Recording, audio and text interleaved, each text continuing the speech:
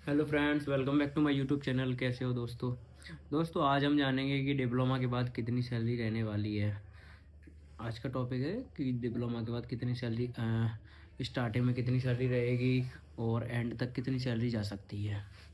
तो दोस्तों video start करते हैं। दोस्तों हमें पता है कि डिप्लोमा के बाद में स्टार्टिंग सैलरी नॉर्मल रहती है हमारी, क्योंकि हम फ्रेशर रहते हैं। उस टाइम पे हमें कुछ पता नहीं होता है कि कंपनी में जाके क्या काम करना होगा, कैसे काम करवाना होगा, लेबर से या खुद से, समझ रहे हो। तो उसमें क्या रहता है कि फ्रेशर्स पे स्टार्टिंग में सैलरी 15 से 25K के बीच में रहती है। 15,000 से 25,000 के बीच में रहती है। और कोई कंपनी ऐसी होती हैं जिनमें रहना खाना सब कुछ कंपनी प्रोवाइड करती है। आने जाने का जो भी है वो कंपनी प्रोवाइड करती है, क्योंकि जो बड़ी कंपनी होती हैं लाइक एल&टी, अडानी, टाटा, बिरला, ये सब है।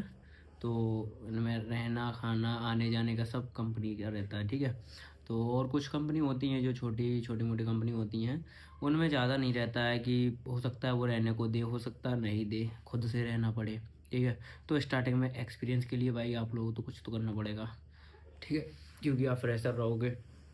थोड़ा बहुत तो आपको करना पड़ेगा कॉम्प्रोमाइज़, ये साल 2 साल, क्योंकि एक्सपीरियंस लेने के लिए। तो स्टार्टिंग में तो 15,000 25,000 तक के बीच में रहती है सैलरी, ठीक है।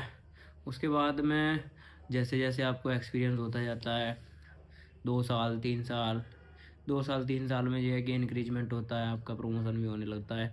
तो 2 साल 3 साल में आपकी सैलरी जैसे 20 है नॉर्मल, तो 2 साल में आपकी हो जाएगी 30-35 के समथिंग।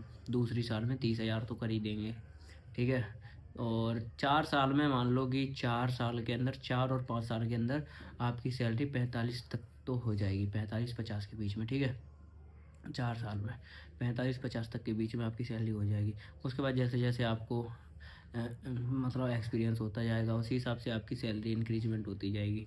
जैसे अगर आप किसी कंपनी में चेंज करके जाओगे, जैसे एक कंपनी में आप कर रहे हो, यहाँ पे आपकी सैलरी है 25,000, यहाँ से आप छोड़ के दूसरी कंपनी में जाओगे, स्विच करोगे कंपनी, तो वहाँ पे जाहिर सी बात है वो ज़्यादा बढ़ा के देगी कंपनी, क्योंकि 25 है तो जाके 30 देगी, ठीक है।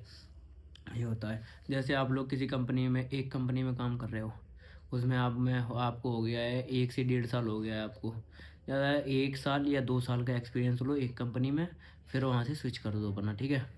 स्विच करोगे तो ये है कि आपको पैसा भी बढ़ के मिलेगा, पोस्ट भी सही मिलेगी, ये होता है। तो स्विच करते रहना हर 2 साल पे, 1 साल या 2 साल पे स्विच कर देना, ठीक है। तो आपकी सैलरी इंक्रीजमेंट भी होगा। तो मैक्सिमम कितनी सैलरी जाएगी? मैक्सिमम भाई देखो, डिप्लोमा है तो डिप्लोमा के हिसाब से अगर आपके पास 10 साल या 15 साल का एक्सपीरियंस रहेगा, 10 साल का या 15 साल का एक्सपीरियंस रहेगा, तो आपकी सैलरी लगभग 80 के समथिंग पहुंच जाए, 80-85, 1 लाख भी हो सकती है भाई। कोई कोई कंपनियां होती हैं वो देती है, 1 लाख भी हो सकती है, 10-15 साल के बीच में 1 लाख भी हो सकती है, ठीक है। तो भाई उसमें रहना खाना कंपनी का भी होता है, कंपनी का ही होता है, पोस्ट बढ़ती है, 10-15 साल का एक्सपीरियंस होता है, तो रहना खाना कंपनी देती है सब, ठीक है। और इतना होता है, उसके बाद में प्रमोशन होने लगता है। जैसे किसी का प्रमोशन होना है तो उसमें फिर बीटेक वगैरह ग्रेजुएशन चाहिए होती है उन्हें। तो ग्रेजुएशन अगर आपके पास होगी तो पोस्ट बढ़ेगी, पोस्ट के ऊपर आप मतलब आपका सैलरी इंक्रीजमेंट भी और होगा, ठीक है। अगर आपके पास बीटेक वगैरह नहीं होगा, डिप्लोमा होगा, तो आपकी इतनी सैलरी रहेगी, ठीक है। हो सकता है आगे आपका और एक्सपीरियंस बढ़े तो और सैलरी बढ़े। तो इतना तो होता है नॉर्मल, ठीक है। तो यही बात है जो भी है सैलरी से रिलेटेड। और आपको अपना कंपनी स्विच करते रहना है, जैसे 1 साल या 2 साल का एक्सपीरियंस लेने के बाद स्विच कर देना उसे कंपनी, ठीक है। तो थैंक यू दोस्तों।